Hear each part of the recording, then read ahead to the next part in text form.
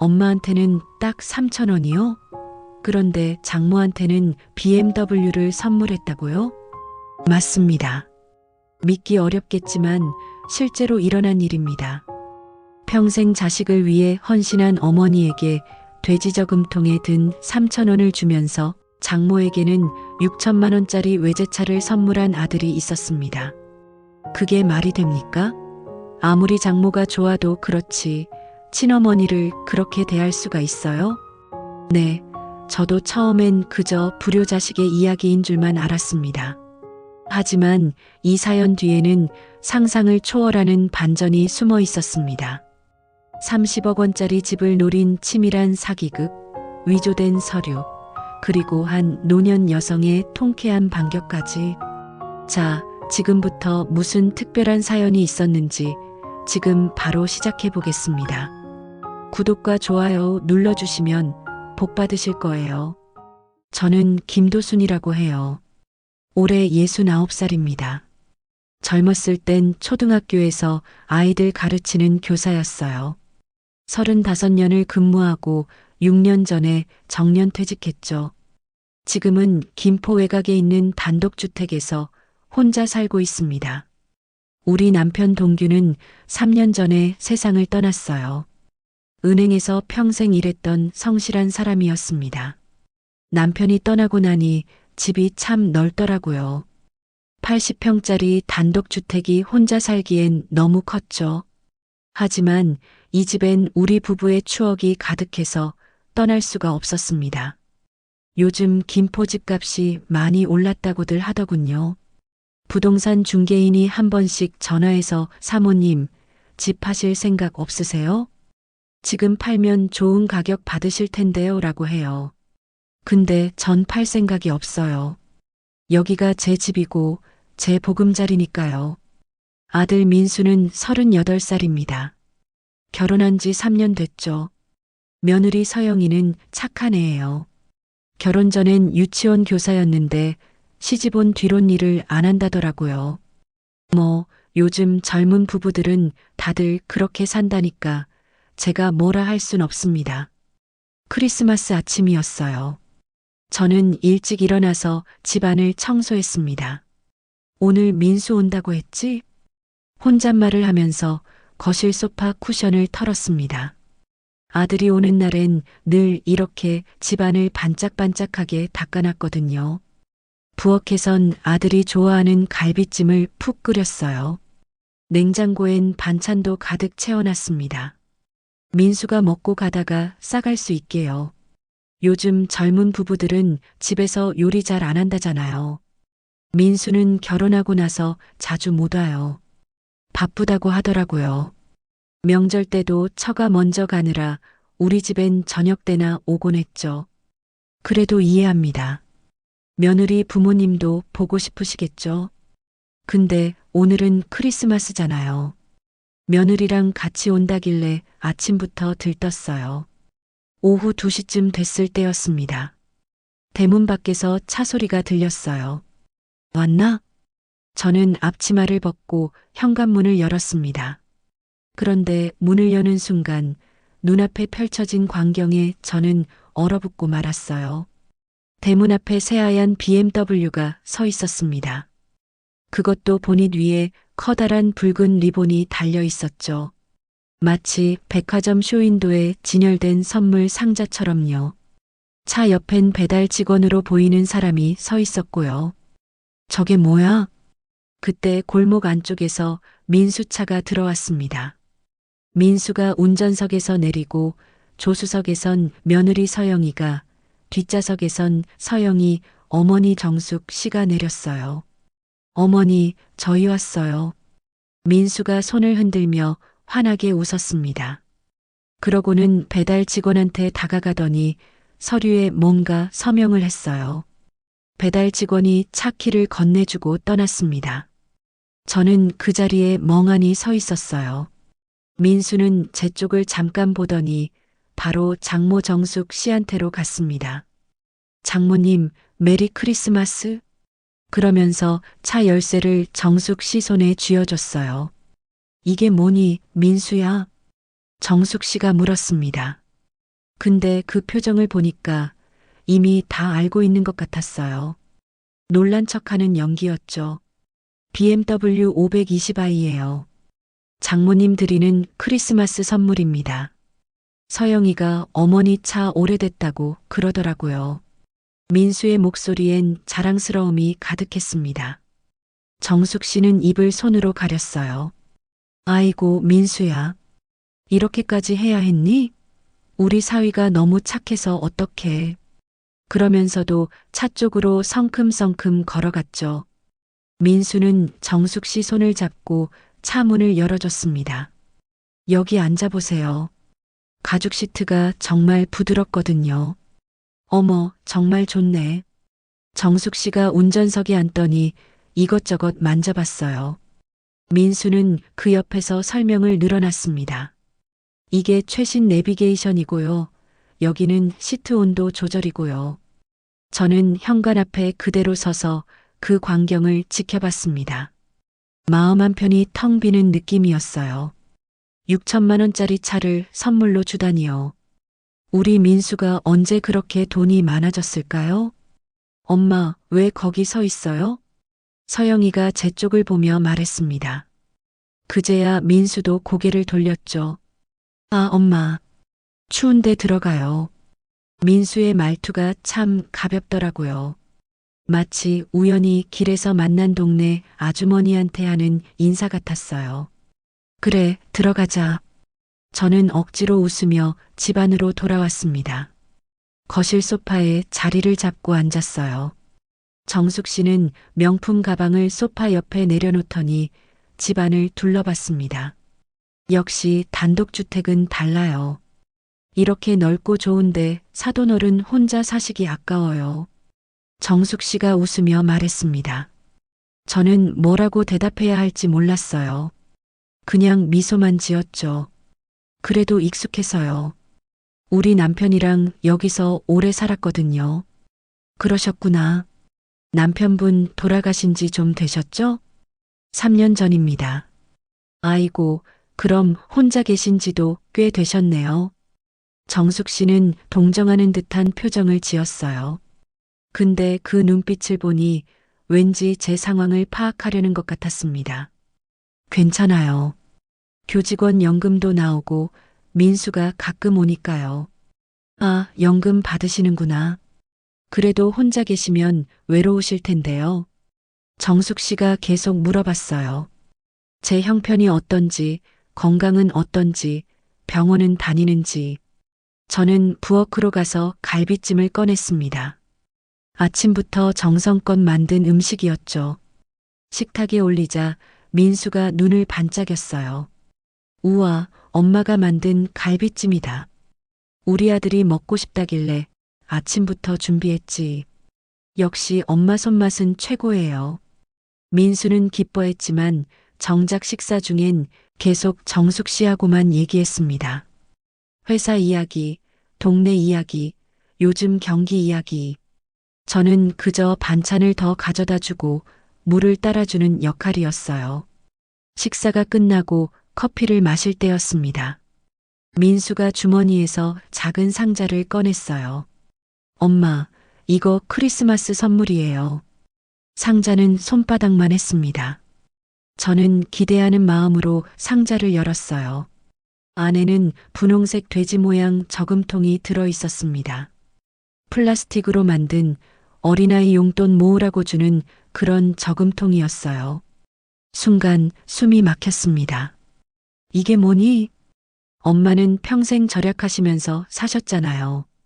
이거 보면서 더 알뜰하게 사시라고요. 민수가 웃으며 말했어요.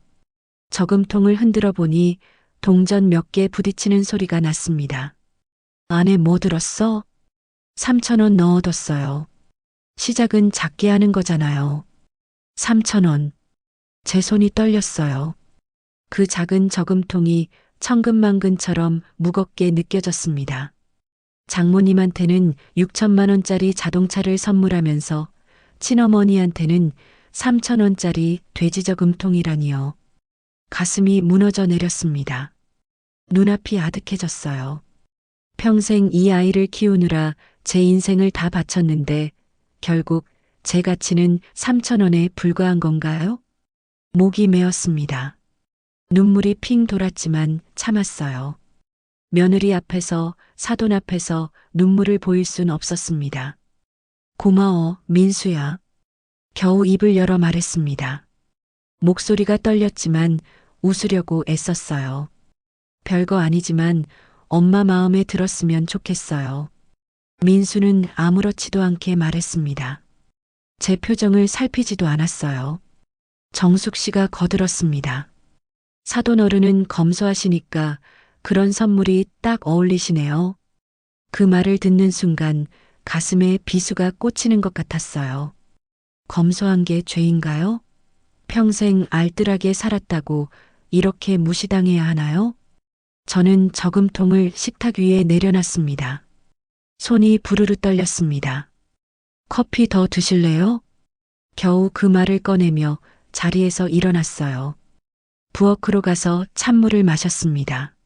심장이 떨려서 진정시켜야 했습니다. 거울에 비친 제 얼굴을 봤어요. 주름진 얼굴, 힘없는 눈빛, 69살 노인이 거기 있었습니다. 나는 이제 쓸모없는 사람이 됐구나. 그런 생각이 들었어요. 거실로 돌아왔을 때 민수 일행은 일어날 준비를 하고 있었습니다. 엄마, 우리 이제 가야 해요. 저녁에 약속이 있거든요. 그래, 조심해서 가거라. 현관까지 배웅을 나갔어요. 정숙 씨가 세차키를 손에 쥐고 기뻐하며 나갔습니다. 사돈 어른, 오늘 음식 정말 맛있었어요. 또 올게요. 네, 조심히 가세요. 민수 가족은 민수차를 타고 떠났고 정숙 씨는 새 BMW를 몰고 떠났습니다. 붉은 리본은 이미 떼어낸 상태였죠. 대문 앞에서 그 차가 사라지는 걸 지켜봤어요. 하얀 차체가 골목을 빠져나가며 점점 작아졌습니다. 저는 집 안으로 돌아왔어요. 거실은 텅 비어 있었습니다. 식탁 위엔 돼지 저금통만 덩그러니 놓여 있었어요. 저는 그 저금통을 집어들었습니다. 다시 한번 흔들어 봤죠. 뚜루릉 뚜루릉. 3,000원어치 동전이 구르는 소리였어요. 눈물이 흘러내렸습니다. 이번엔 참을 수가 없었어요. 내가 평생 뭘 한 거지? 혼잣말이 새어나왔습니다. 아들 공부시키느라, 대학 보내느라, 결혼시키느라 제 인생을 다 바쳤는데요. 결국 제 가치는 3,000원에 불과했습니다. 소파에 주저앉았어요. 저금통을 가슴에 안고 한참을 울었습니다. 밖에서는 어둠이 내리고 있었습니다. 창밖을 보니 달이 떠 있었어요. 환한 달빛이 거실을 비췄습니다. 저는 눈물을 닦고 저금통을 식탁 위에 올려놨어요. 3,000원짜리 어머니. 그게 제 값인가 봅니다. 하지만 이상하게도 슬픔 뒤에 다른 감정이 밀려왔어요. 분노였습니다. 차가운 분노가 가슴속에서 타오르기 시작했어요. 이건 아니야. 이렇게 당하고만 있을 순 없었습니다. 제 눈빛이 달빛만큼이나 차갑게 변했어요. 이게 시작이었습니다. 제가 겪을 일의 시작이었죠. 크리스마스가 지나고 며칠이 흘렀습니다. 저는 여전히 그 돼지 저금통을 식탁 위에 올려두고 하루에 한 번씩 바라봤어요. 볼 때마다 가슴이 답답했죠. 그 며칠 동안 저는 집 안에만 있었습니다. 밖에 나가기가 싫더라고요. 동네 사람들 만나면 아들 잘 있냐고 물어볼 테고 저는 뭐라고 대답해야 할지 몰랐거든요. 우리 동네는 작아서 다들 서로 알아요. 슈퍼 가도 동사무소 가도 아는 사람 마주치죠. 평소엔 반가웠는데 그땐 피하고 싶었습니다. 근데 이상하게도 그 뒤로 사돈 정숙 씨한테서 연락이 자주 왔어요. 사돈 어른, 저예요. 그날 음식 정말 맛있었어요. 우리 서영이가 시어머니 요리 솜씨 최고라고 자랑하더라고요. 전화 너머 정숙 씨 목소리는 참 부드러웠습니다. 마치 오랜 친구처럼 편안한 말투였죠. 아니에요. 별것도 아닌데요. 사돈어른, 혹시 시간 되시면 저랑 차 한잔 하실래요? 요즘 제가 어르신 자산관리 쪽 일을 하는데요. 사돈어른께 도움될 만한 얘기가 좀 있어서요. 자산관리라는 말에 저는 잠깐 멈칫했습니다. 솔직히 남편이 남긴 집이랑 연금 말고는 딱히 관리할 게 없었거든요. 남편 동규가 은행원이었으니까 돈 관리는 철저하게 했어요. 근데 제가 혼자 된 뒤론 그냥 통장에 넣어두고 필요한 것만 쓰고 살았죠. 자산 관리요? 전 그런 거 잘 모르는데요. 아이고, 사돈어른. 요즘은 다들 하세요. 특히 사돈어른처럼 단독주택 가지신 분들은 더 신경 써야 합니다. 재산세만 해도 만만치 않잖아요. 정숙 씨 말이 맞긴 했어요. 작년에 세금 고지서 받고 깜짝 놀랐거든요. 몇백만 원이 나왔더라고요. 남편 살아있을 땐 남편이 다 알아서 했는데 혼자 되고 나니 이런 것들이 참 부담스러웠죠. 그건 그래요. 세금이 적지 않더라고요. 그러니까요. 그래서 제가 좀 도와드리고 싶어서요. 사돈어른, 내일 강남에서 만나실래요? 제가 좋은 카페 알거든요. 저는 잠깐 망설였어요. 근데 사돈이 신경 써준다는데 거절할 이유도 없잖아요. 그리고 솔직히 집에만 있으니까 답답하기도 했고요. 그럼 내일 뵙죠. 다음 날이었습니다. 저는 오랜만에 외출 준비를 했어요. 옷장에서 깔끔한 코트를 꺼내 입고 화장도 살짝 했습니다. 거울을 보니까 며칠 동안 안 나간 티가 났더라고요. 얼굴이 좀 어두워 보였어요. 지하철을 타고 강남으로 갔습니다. 1시간 넘게 걸렸죠. 전 서울 시내를 자주 안 가거든요. 복잡하고 사람 많아서요. 근데 그날은 밖에 나오니까 기분이 좀 나아지는 것 같았어요. 강남역에서 내렸을 때 사람이 엄청 많았습니다. 젊은 사람들이 바쁘게 오가고 차들이 쌩쌩 달리고요. 저 같은 노인네는 여기 어울리지 않는 것 같았어요. 카페는 역 근처 건물 2층에 있었습니다. 간판이 영어로 되어 있어서 무슨 뜻인지도 모르겠더라고요. 안으로 들어가니까 인테리어가 정말 고급스러웠어요. 커피 한 잔에 10,000원이 넘는다는 걸 메뉴판 보고 알았죠. 우리 사돈은 돈이 참 많으시네. 정숙 씨는 이미 자리에 앉아 있었습니다. 사돈어른, 여기에요. 정숙 씨는 오늘도 명품 차림이었어요. 샤넬 재킷에 에르메스 가방, 손목엔 반짝이는 시계. 화장도 완벽하게 하고요. 저랑은 너무 다른 세상 사람 같았습니다. 뭐 드실래요? 여기 케이크 맛있어요. 아니에요. 커피만 마실게요. 주문을 마치고 자리에 앉았습니다. 정숙 씨가 먼저 입을 열었어요. 사돈어른, 김포에 계신 집이 대지 포함이라고 들었어요. 평수가 꽤 되죠? 네, 80평쯤 됩니다. 와, 그럼 시세가 상당하겠는데요. 요즘 김포 집값이 많이 올랐잖아요. 정숙 씨 눈빛이 반짝였습니다. 뭔가 계산하는 듯한 표정이었죠. 글쎄요. 우리 남편이 샀을 땐 비싸지 않았는데 요즘은 집값이 많이 올랐다고 하더라고요. 사실 저는 집값에 별 관심이 없었어요. 팔 생각도 없고 그냥 여기서 평생 살 거니까요. 사돈어른, 솔직히 그 집 혼자 관리하시기 힘드시죠? 정숙 씨가 몸을 앞으로 기울이며 물었습니다. 뭐, 청소하고 그런 건 괜찮은데요. 가끔 보일러 고장나면 좀 힘들긴 해요. 실제로 지난달에 보일러가 고장났었어요. 수리공을 부르느라 애먹었죠. 남편 있을 땐 이런 것도 남편이 다 알아서 했는데요. 그러니까요. 제 주변 어르신들도 다들 그러세요. 집은 크고 좋은데 혼자 관리하긴 벅차다고요. 정숙 씨는 커피를 한 모금 마시고 이어서 말했습니다. 요즘은 집을 활용하는 방법이 많아요. 자산을 그냥 놀리지 말고 돌려서 수익을 내는 거죠. 사돈 어른도 연금 받으시잖아요. 네, 교직원 연금 조금 받습니다. 얼마나 되세요? 좀 직접적인 질문이었지만 저는 별 생각 없이 답했어요. 사돈인데 뭐, 한 달에 150만 원쯤이요. 그 정도면 생활비로 빠듯하시겠어요. 집 관리비, 세금, 병원비까지 생각하면요. 그래도 아껴 쓰면 괜찮아요. 평생 검소하게 살아왔으니까요.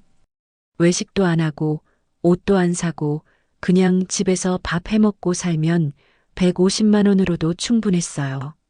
사돈어른, 제가 말씀드리고 싶은 건요. 집을 활용하면 매달 수입이 더 생길 수 있다는 겁니다. 정숙 씨는 가방에서 태블릿을 꺼냈어요.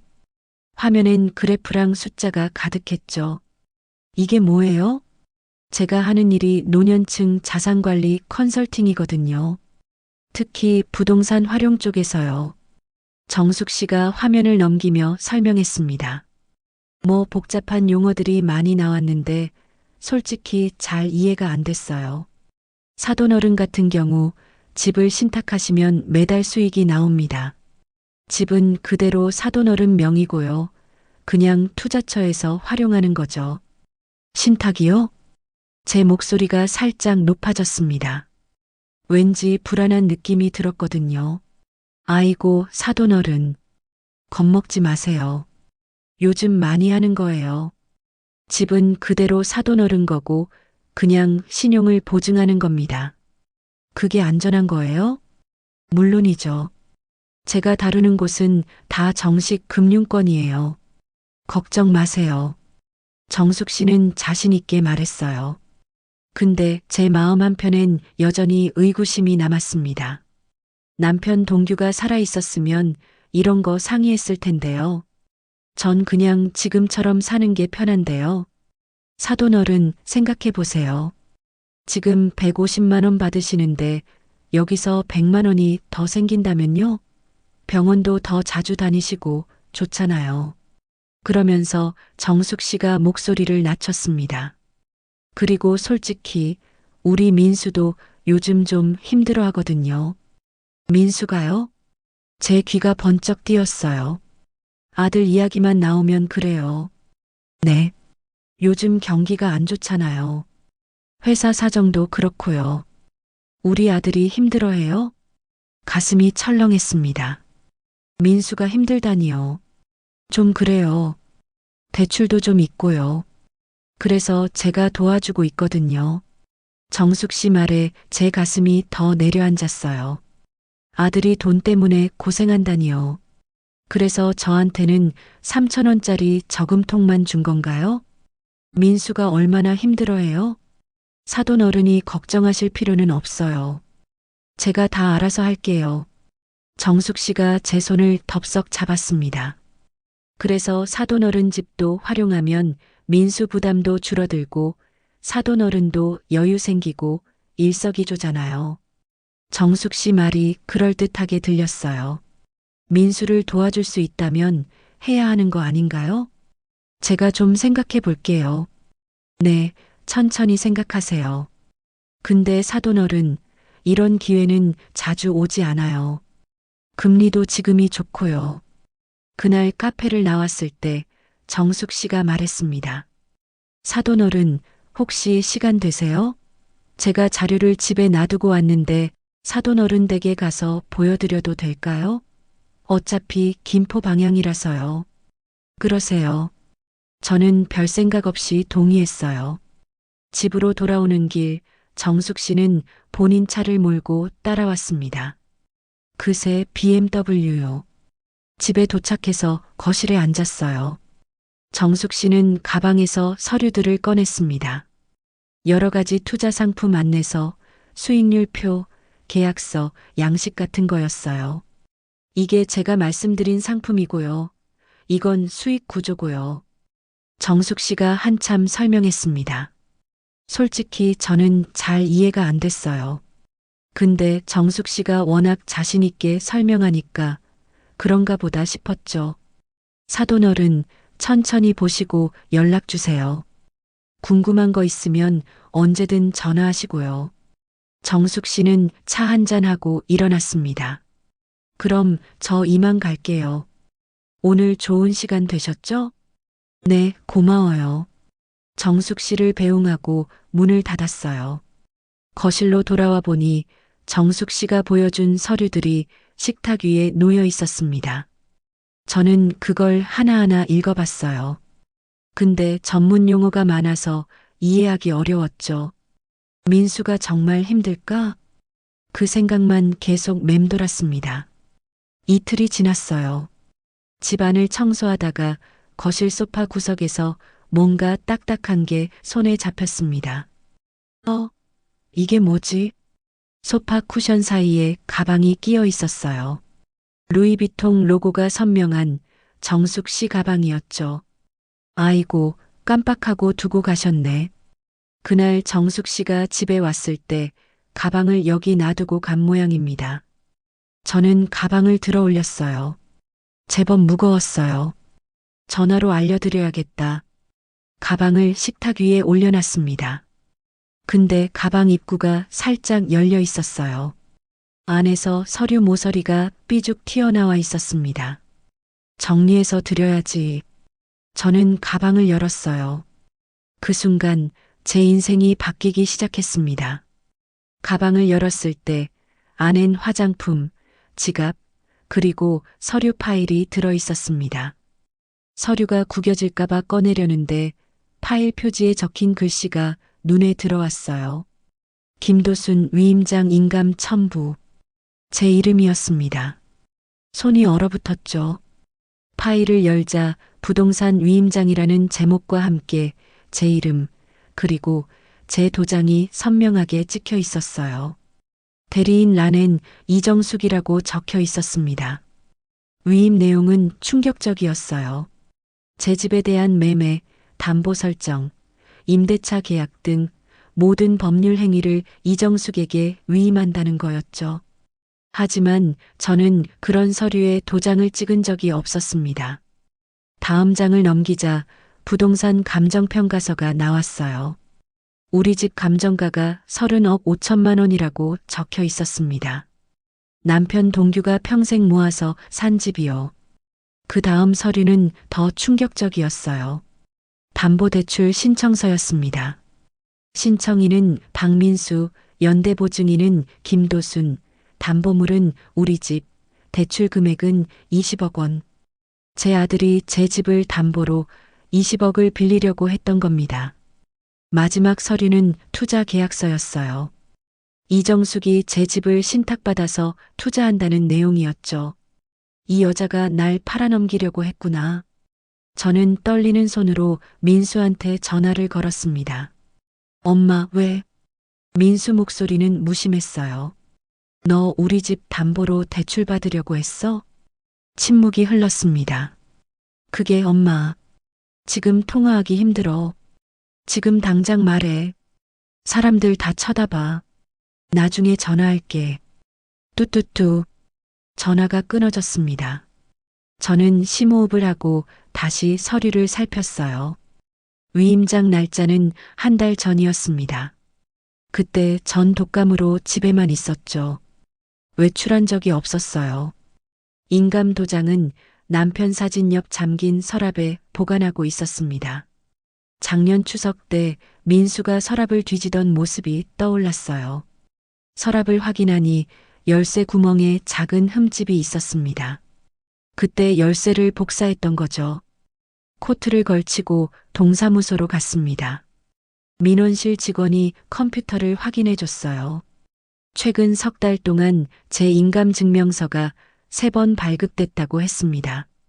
한 달 전 2번, 일주일 전 1번.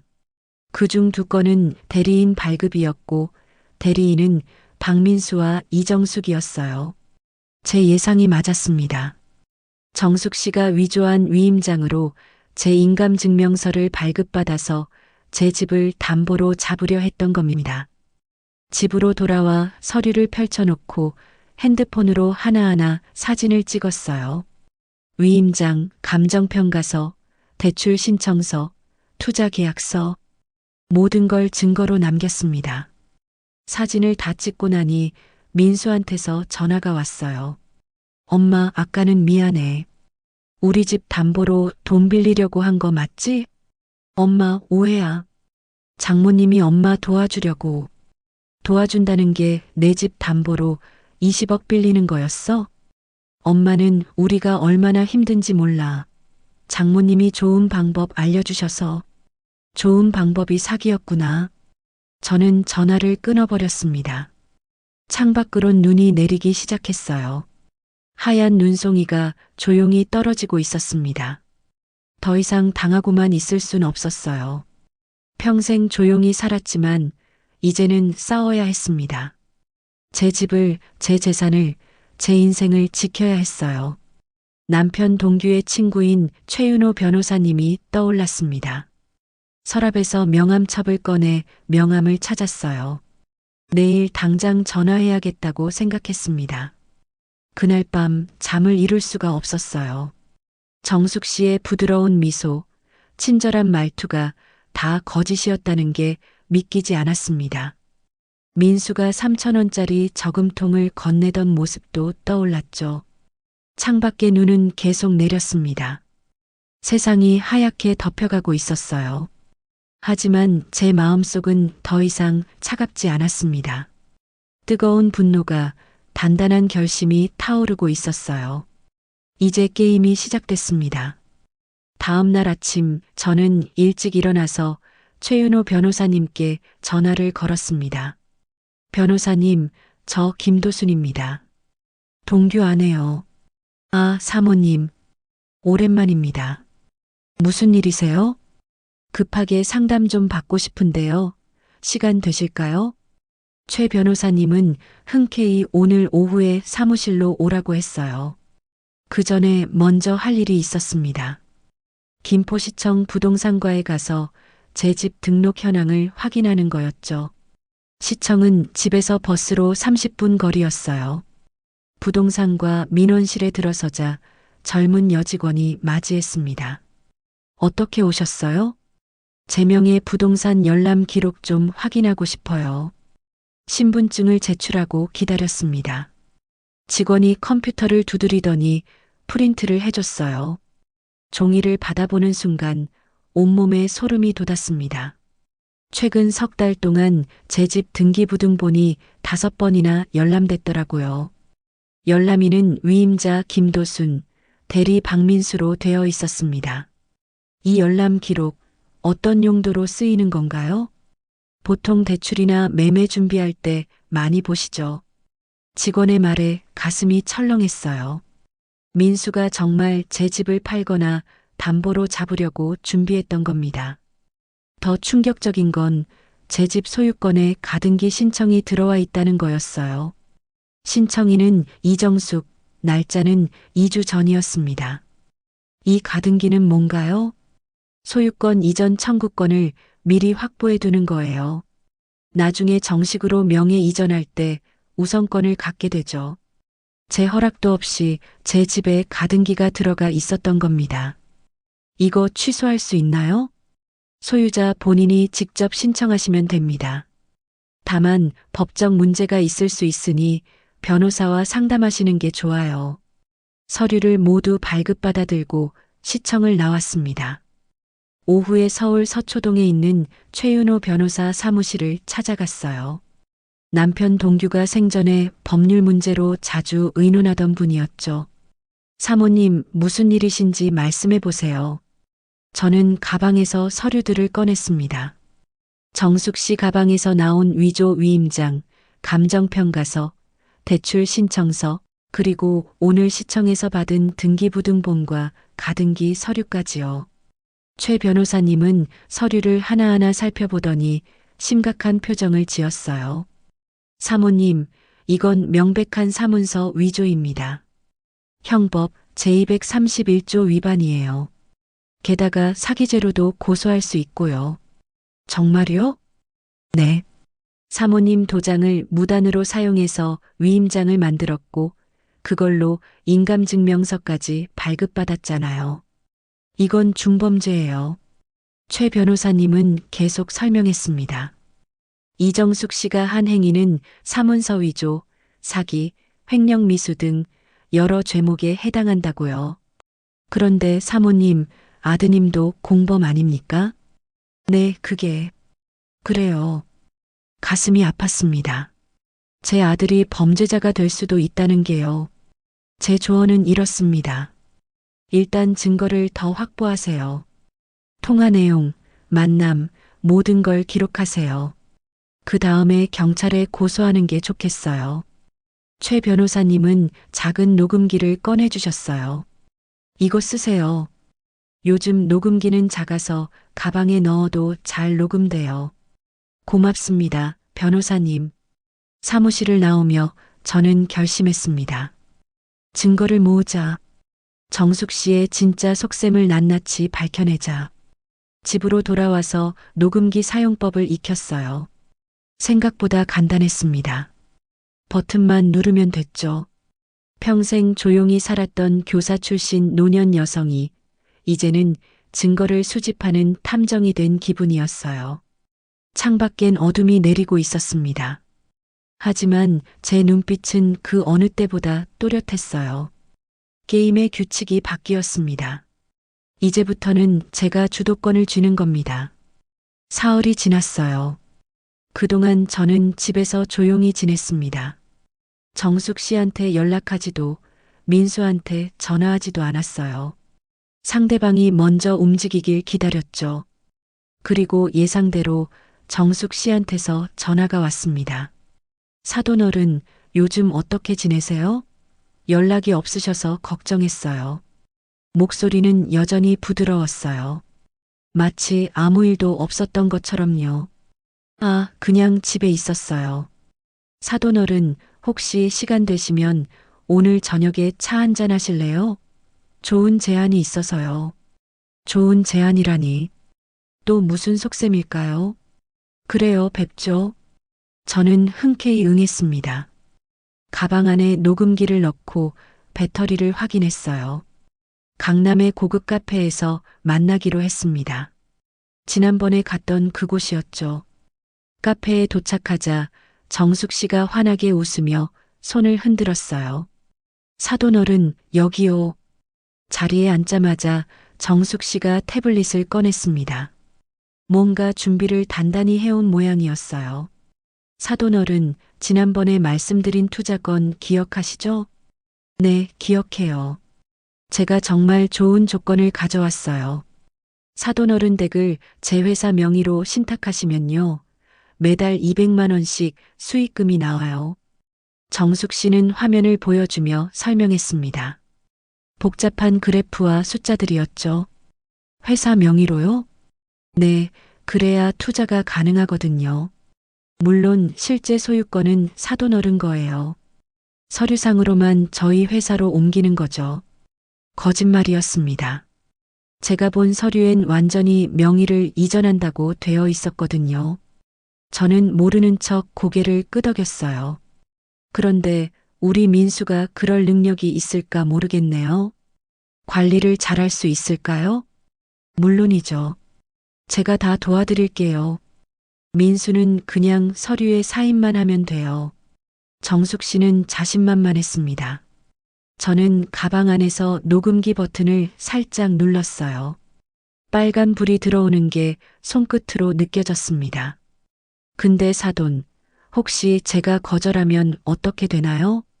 정숙 씨의 표정이 순간 굳었어요. 하지만 금방 미소를 지었죠. 거절하실 리가 없죠. 사돈 어른한테도 민수한테도 다 좋은 일인데요. 민수가 정말 이 일을 원하나요? 당연하죠. 민수가 얼마나 힘들어 하는데요. 회사도 힘들고 대출 이자도 감당 못하고. 정숙 씨는 계속 말했습니다. 민수가 얼마나 어려운지 제가 도와주지 않으면 민수 부부가 파산할 수도 있다고요. 협박이었어요. 교묘한 협박이었죠. 제가 좀 더 생각해 볼게요. 사돈어른, 이런 기회는 다시 안 와요. 다음 주까지만 기다려 드릴게요. 정숙 씨의 목소리에 조급함이 묻어났습니다. 카페를 나오며 정숙 씨가 제 팔을 잡았어요. 사돈어른, 민수 생각해서라도 꼭 긍정적으로 검토해 주세요. 네, 그럴게요. 집으로 돌아오는 지하철 안에서 녹음기를 확인했습니다. 대화가 선명하게 녹음돼 있었어요. 매달 200만 원씩 수익금이 나와요. 회사 명의로 신탁하시면요. 민수가 파산할 수도 있어요. 정숙 씨의 목소리가 또렷하게 들렸습니다. 증거 확보 완료였어요. 집에 도착해서 녹음 파일을 컴퓨터에 저장했습니다. 그리고 최윤호 변호사님께 이메일로 보냈어요. 핸드폰이 울렸습니다. 최 변호사님이었어요. 사모님, 파일 잘 받았습니다. 이 정도면 충분한 증거예요. 이제 경찰에 고소장 제출하셔도 됩니다. 알겠습니다, 변호사님. 창밖은 어두웠지만 제 마음은 밝았어요. 게임이 본격적으로 시작됐습니다. 그리고 이번엔 제가 이길 겁니다. 정숙 씨를 만나고 이틀이 지났습니다. 저는 변호사님과 상의해서 경찰 고소장을 준비하고 있었어요. 증거도 충분히 모았고 이제 마지막 단계만 남았죠. 그날 저녁이었습니다. 현관벨이 울렸어요. 문을 열자 민수가 서 있었습니다. 얼굴이 말이 아니었어요. 눈은 충혈돼 있고 수염은 까칠하게 나 있고 옷도 구겨져 있었죠. 엄마. 민수의 목소리가 떨렸습니다. 들어와. 거실 소파에 앉힌 뒤 물을 따라줬어요. 민수는 물을 한 모금 마시더니 고개를 푹 숙였습니다. 엄마, 미안해.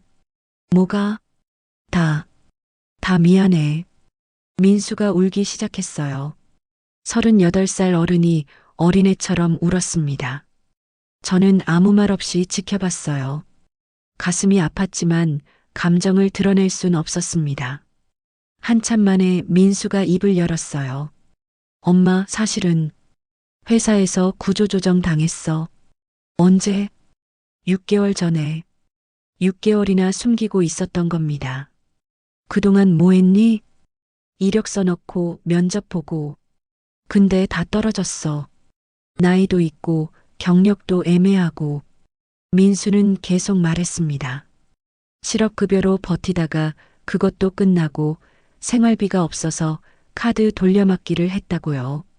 대출 이자도 못 갚아서 연체됐다고요. 그래서 장모한테 말했어? 응. 장모님이 방법이 있다고 했어. 엄마 집을 담보로 대출받으면 당장 급한 불은 끌 수 있다고. 그래서 내 도장을 훔친 거야? 민수가 고개를 들지 못했습니다. 장모님이 위임장만 있으면 된다고 했어. 엄마는 혼자 사시니까 집을 활용하는 게 낫다고. 나중에 다 엄마한테 돌아온다고 했어. 그걸 믿었니? 믿고 싶었어, 엄마. 나도 알아. 이게 잘못된 거라는 거. 근데 선택지가 없었어. 민수의 고백을 들으며 저는 복잡한 심정이었어요. 한편으론 아들이 불쌍했고 한편으론 화가 났습니다. 민수야, 내가 힘든 건 알아. 근데 그렇다고 엄마를 속이고 집을 담보로 잡는 게 해결책이니? 아니야, 엄마. 나도 알아. 내가 잘못했어. 장모가 뭐라고 하던? 민수는 주머니에서 핸드폰을 꺼냈어요. 카카오톡 대화창을 보여줬습니다. 정숙 씨가 민수한테 보낸 메시지들이었어요. 어머니 집 서류 준비됐어. 인감증명서 발급 완료. 다음 주에 대출 실행 가능. 너무 걱정 마. 다 내가 알아서 할게. 제가 본 것보다 훨씬 더 치밀하게 계획된 일이었습니다. 장모가 대출금 중에 얼마를 너한테 준다고 했어? 3억? 20억을 빌리는데 3억만? 나머지는 장모님이 투자하신다고 했어. 수익 나면 나한테도 배분해 준다고. 한심했습니다. 민수는 완전히 이용당한 거였어요. 저는 한숨을 쉬었습니다. 민수야, 너 장모가 사기꾼이라는 거 알아? 응? 장모는 내 돈 문제를 해결해 주려던 게 아니야. 우리 집을 가로채려고 한 거야. 민수의 얼굴이 하얗게 질렸어요. 서류를 봤어. 장모 명의로 완전히 넘어가게 되어 있더라. 너도 나도 한 푼도 못 받아. 그럴 리가. 장모님이 그러실 분이 아닌데. 증거가 다 있어. 변호사도 확인했어. 민수가 무너지듯 소파에 주저앉았습니다. 엄마, 나 어떻게 해? 이제부터라도 바로잡아. 내가 만든 덫은 내 손으로 풀어야 해. 어떻게? 저는 민수 눈을 똑바로 쳐다봤습니다. 엄마 말 잘 들어. 그리고 장모한테 속은 척 계속해. 내가 계획이 있어. 민수가 고개를 끄덕였어요. 그날 밤 우리 모자는 오랜만에 진솔한 대화를 나눴습니다. 비록 최악의 상황에서였지만요. 다음 날 아침 저는 며느리 서영이한테 전화를 했습니다. 서영아, 오늘 우리 집에 올 수 있어? 네, 어머니. 무슨 일이세요? 할 얘기가 있어. 민수랑 같이 와. 오후에 민수 부부가 왔어요. 서영이 얼굴도 상당히 안 좋았습니다. 민수한테 다 들은 모양이었죠. 거실 식탁에 셋이 둘러앉았어요. 저는 그동안 모은 증거들을 펼쳐놨습니다. 이게 내 엄마가 만든 서류야. 서영이가 서류를 보더니 얼굴이 새하얗게 질렸어요. 어머니, 저는 정말 몰랐어요. 알아, 서영아. 내 잘못은 아니야. 서영이가 울기 시작했습니다. 엄마가 자산관리 전문가라고 해서 저도 믿었어요. 시어머니 도와드린다고 하셔서 이제 우리가 할 일은 내 엄마를 막는 거야. 저는 계획을 설명했습니다. 정숙 씨한테 전화해서 투자 제안을 받아들인다고 말하는 거요. 그리고 만나서 계약서에 사인하려는 척하다가 증거를 들이밀고 경찰에 신고하는 겁니다. 서영아, 내가 엄마한테 전화해. 시어머니가 마음을 바꿨다고 얼른 계약하자고 해. 서영이가 떨리는 손으로 핸드폰을 들었어요. 엄마, 나야. 시어머니가 투자하시기로 하셨어. 언제 만날 수 있어? 전화기 너머로 정숙 씨의 기뻐하는 목소리가 들렸습니다. 정말? 잘했어, 서영아. 내일 우리 집으로 와. 계약서 준비해 놓을게. 전화를 끊고 서영이가 눈물을 닦았어요. 어머니, 죄송해요. 제가 엄마를. 괜찮아. 이제 끝낼 거니까. 다음 날 오후였습니다. 우리 셋은 정숙 씨가 사는 강남 아파트로 향했어요. 고급 아파트 단지였습니다. 20층짜리 건물이 여러 동 서 있었죠. 정숙 씨 집은 15층이었어요.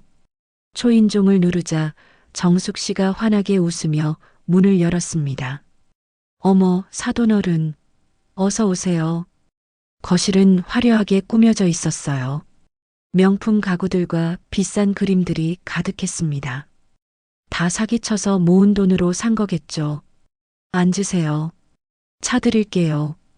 정숙 씨는 기분이 좋아 보였습니다. 드디어 큰 건을 잡았다고 생각하는 모양이었어요. 거실 테이블에 계약서가 준비돼 있었습니다. 저는 그걸 집어들고 읽는 척했어요. 사돈어른, 여기 사인만 하시면 돼요. 그럼 바로 절차 진행할게요. 정숙 씨가 펜을 건넸습니다.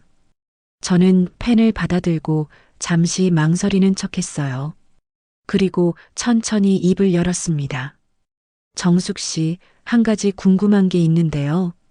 네, 뭐든 물어보세요. 당신 아들 이준호, 변호사 맞죠? 순간 정숙 씨의 얼굴이 굳었습니다. 그게 어떻게 노인 사기 전문으로 유명하다던데요. 어머니도 똑같은 일 하시네요. 정숙 씨의 표이 완전히 변했어요. 미소가 사라지고 차갑고 날카로운 눈빛이 드러났습니다. 무슨 소리예요, 사돈어른? 저는 가방을 열었습니다. 그리고 녹음기와 서류 사본들을 꺼내 테이블 위에 놓았어요. 이게 당신이 위조한 위임장이고 이게 당신이 불법으로 발급받은 제 인감증명서예요. 그리고 이건 우리 대화 녹음 파일이고요. 정숙 씨가 벌떡 일어났습니다. 이게 무슨 짓이에요? 당신이 제 집을 가로채려던 거 다 증거 있어요. 변호사도 확인했고 경찰 고소장도 준비됐어요. 당신이 뭘 안다고? 정숙 씨가 소리쳤습니다. 하지만 저는 조금도 흔들리지 않았어요. 형법 제231조 사문서 위조죄, 형법 제347조 사기죄. 당신 이제 끝났어요. 정숙 씨의 얼굴이 새하얗게 질렸습니다. 저는 핸드폰을 꺼내 번호를 눌렀어요. 최윤호 변호사님이었습니다. 변호사님, 지금 경찰에 연락해 주세요. 증거 확보했습니다. 게임 끝이었습니다. 전화를 끊고 30분쯤 지났을 때 초인종이 울렸습니다.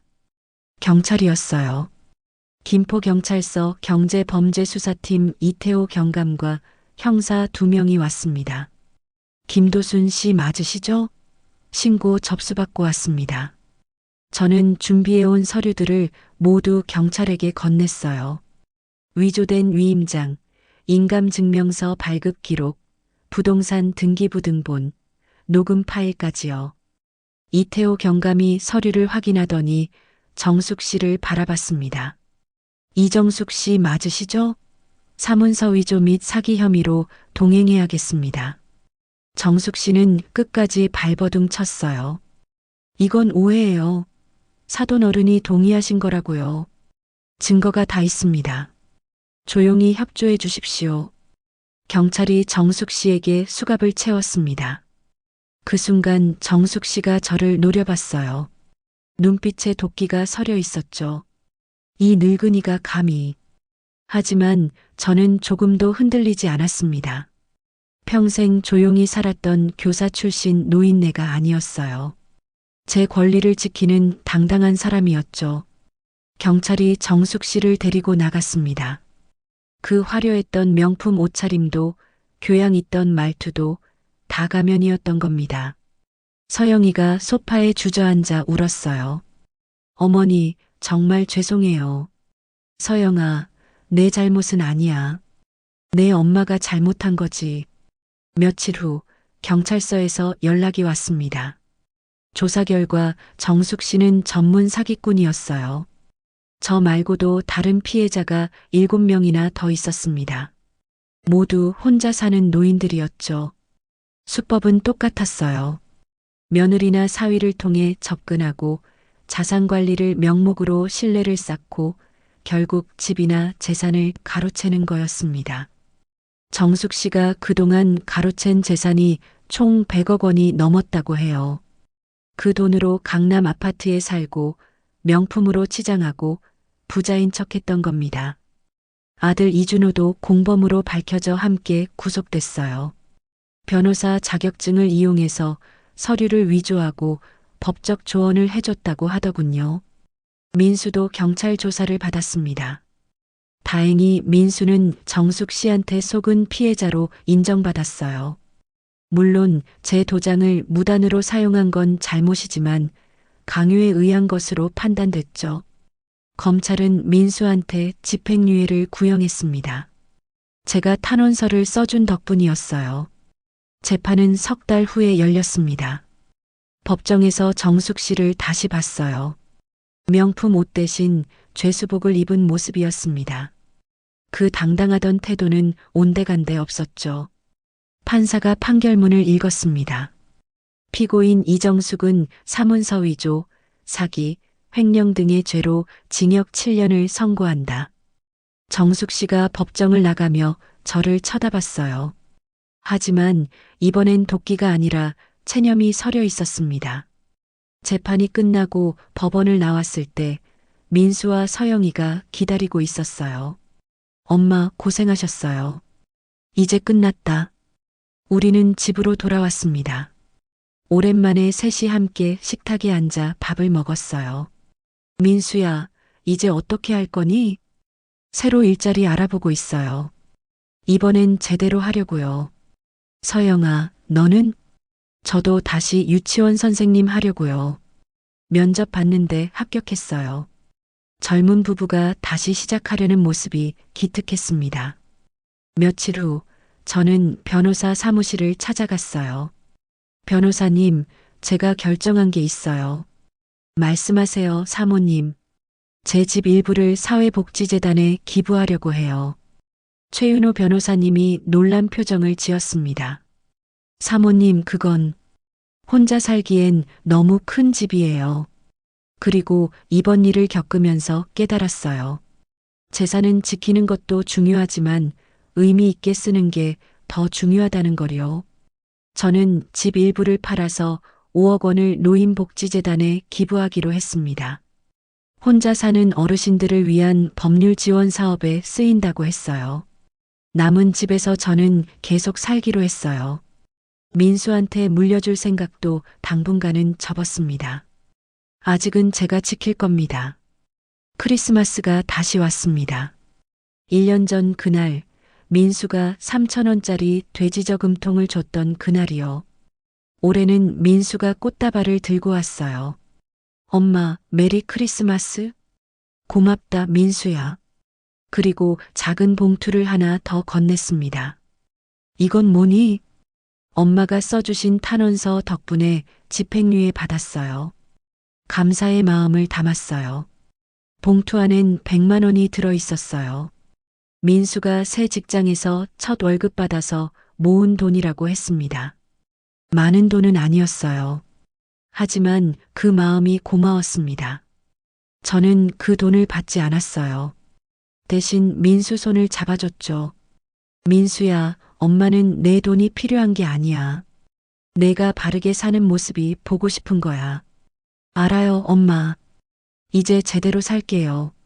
그날 저녁 민수 가족이 돌아간 뒤였습니다. 저는 거실 창가에 섰어요.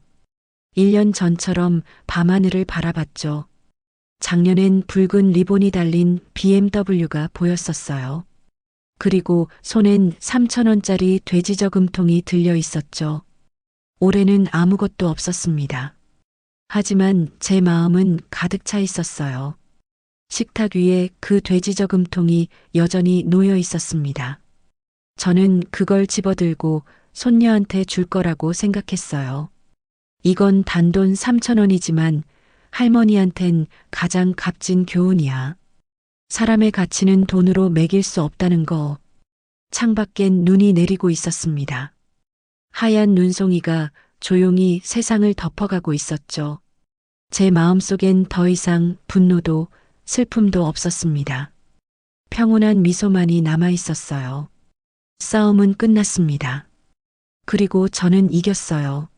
무엇보다 제 존엄을 지켰습니다.